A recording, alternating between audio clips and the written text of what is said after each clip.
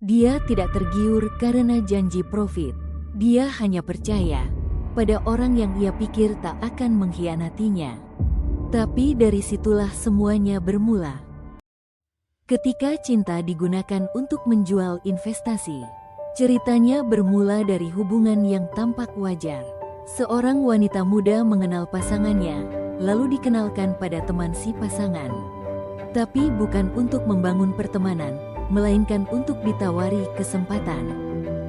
Sebuah proyek investasi kripto yang menjanjikan 4% keuntungan per bulan.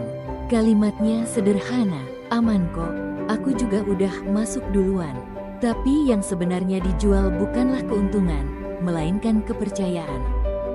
Skema ini memanfaatkan kedekatan emosional agar logika tidak bekerja.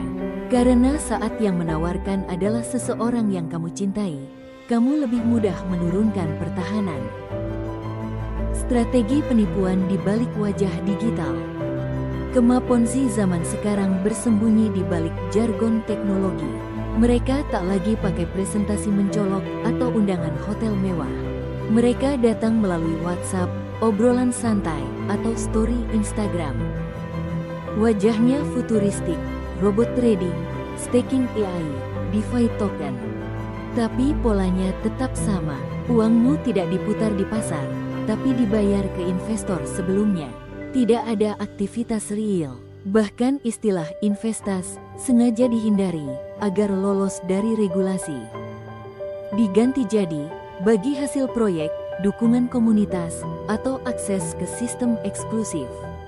Semuanya dibalut bahasa yang meyakinkan, padahal kosong. Psikologi korban dan permainan kelompok.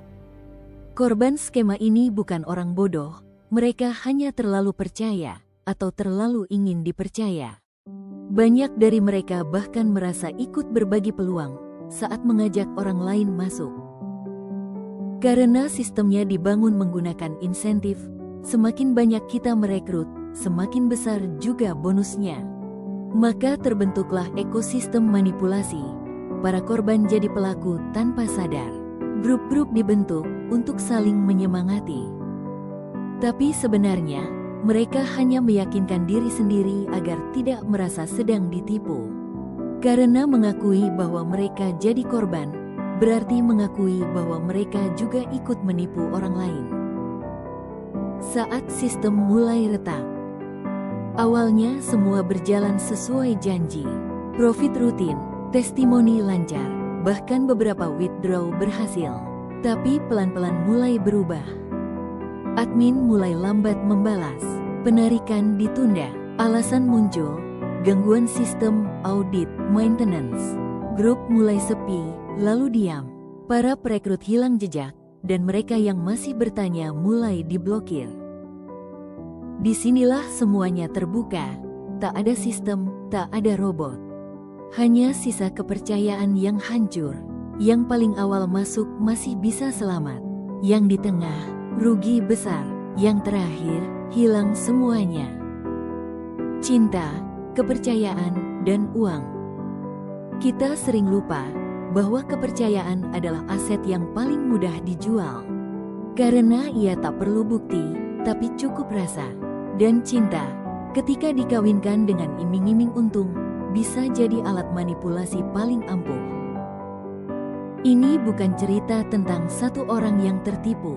Ini cerita tentang bagaimana sistem mengeksploitasi sisi paling manusiawi dari kita, ingin dipercaya dan mempercayai. Jadi jika kamu merasa aman karena yang menawarkan adalah orang terdekatmu, hati-hati. Kadang penipuan datang bukan dari kebohongan, tapi dari cinta yang salah arah. Kalau kamu merasa aman karena kamu percaya, hati-hati. Karena yang kamu percaya bisa jadi alat, dan yang kamu cintai bisa saja tak sadar sedang menyeretmu perlahan ke dalam lubang. Jangan diam, jangan pura-pura tidak tahu. Kalau kamu tahu sistem itu menipu, dan kamu tetap ajak orang lain masuk, maka kamu bukan korban.